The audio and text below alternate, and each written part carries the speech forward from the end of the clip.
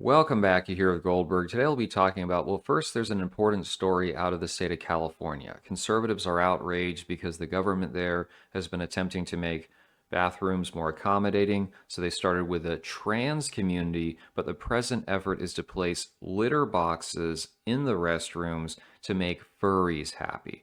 So if you're going to be traveling to the West Coast anytime soon, keep an eye out.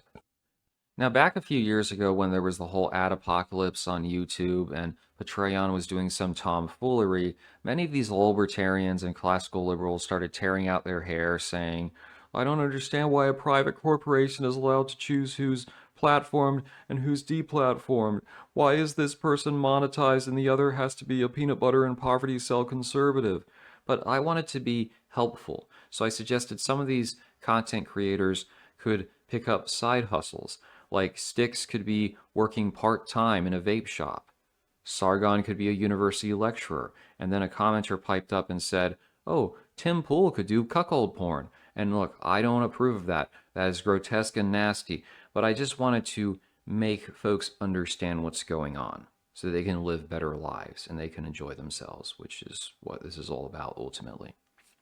In more recent history, I did a video on Styx and the Black Pill, and my argument was pretty straightforward. Yeah, he's tall, but wears glasses, grill's a little bit screwed up. At the same time, solid income and considerable e-clout on the youtube.com, so that might attract some females. Well, a particular MGTOW responded very irate, claiming status is all that matters, looks and height are irrelevant. Now, I believe that this saga may be proving him wrong, but more on that later. And then a bunch of Trump cells dived into the comment section and they were saying, Styx is extremely handsome and could be a male model. He has met a beautiful girl who will continue blessing him for the rest of his days. And you're jealous, you're insecure, you're bitter, you're triggered. It seems like the go-to response of sub 90 IQ people when they're confronted with information that they just can't grasp, they proceed to break things. And it's okay, no hard feelings. If you go on the lolcow forums, there are some users claiming to be exes of Styx, X, and Hammer. So take that with a grain of salt. But some of them say he would initially use the e-clout to get their attention, but then he would proceed to promise a ring, marriage, all that jazz. And if it's true, which it's not guaranteed to be, that's a traditionally low value red pill strategy for a guy. Like if you don't have too much confidence or you maybe your looks are subpar, you might tell a girl that you're madly in love with her or even get a ring in order to smash, even though you're not necessarily serious about going all the way. And that is what it is. We're not here trying to white knight for those women, even assuming they're telling the truth. But what was interesting is, if you remember, a certain point, he broke up with an ex-girlfriend or his first wife, and he became extremely depressed. He was playing Depeche Mode songs. A lot of people were pointing out he's just not Styx anymore. The clank is gone. What's happened? And then he gets into contact with this European chick over YouTube or at her own channel. That was the first red flag, in my opinion.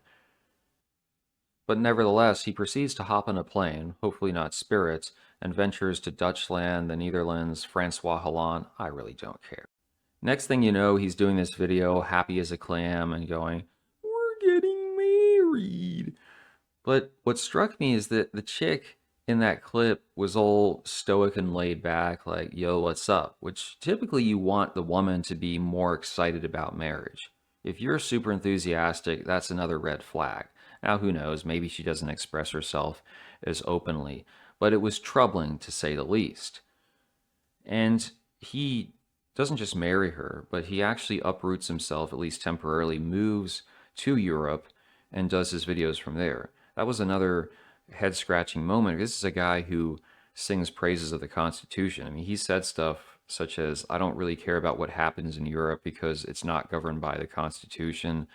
He's big libertarian. I would imagine that while Dutchland, Netherlands, whichever you please, might have okay speech laws when compared to Germany, the cost of living is not going to be super low. So why would you move in the US, especially if you have this remote setup? But maybe he had a great tax scheme. Maybe he could exempt it and say he worked for a U.S. company. That's irrelevant. What matters is he's making a commitment emotionally, legally, and financially to help support this woman. And they have a child. Now, there's some people claiming she cucked him. It's her ex-boyfriend's a drug dealer. I'm not going to traffic that because it's Jerry Springer-esque. I'll just say it's his kid. But he's in this complicated situation because if the marriage appears to have fallen apart, now he's got to figure out how to co-parent across an ocean, provide financial support. So what happens and what goes wrong? Well, we can point to a very important source from the 1950s. If you've never read this book, Gabriella, Clove and Cinnamon by Jorge Amado, strongly advise picking up a copy. It is vastly superior to Love in the Time of the Kohlrabi, which is just about sexually repressed Catholics trying to find the meaning of life. In this case, you have the main character, Gabriella. She's a beautiful slave girl, fat ass, nice ion cannons. All the men are lusting after her, including Nasib, the hardworking Arab cell who owns multiple businesses and is respected in the community. So he is successful in marrying Gabriella, but Gabriella has these mental debates with herself where she says, yeah, he takes good care of me and he gives me a good life and I'm secure, but I don't like being married. I feel like I'm in prison and all these guys look at me and they give me tingles, but I can't pursue them because I'm married. And at the same time, Nasib is paranoid because he realizes no matter how many resources he has or how much he has put himself forward, she doesn't truly have a fanatic desire for him. And that plays out in the book and all the drama. Like I said, it is well worth your time.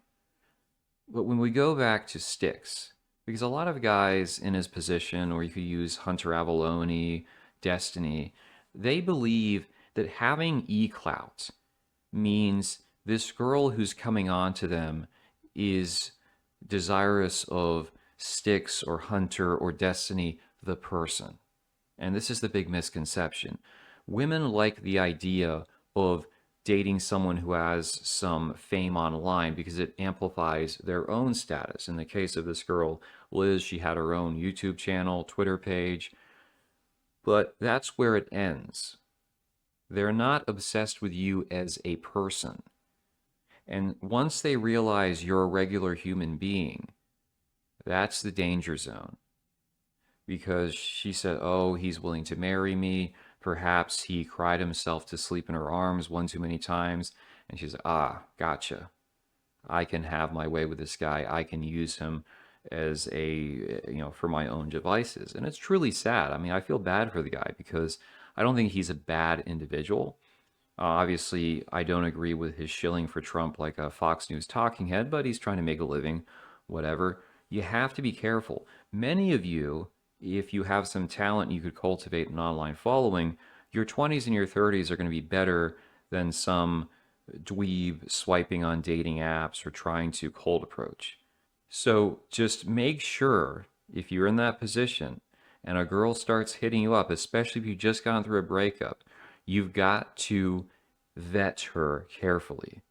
Because a lot of these females, they see a vulnerable guy and they go, okay, I can rope him in and I can turn him into my simp, while he's going to believe she likes me for me.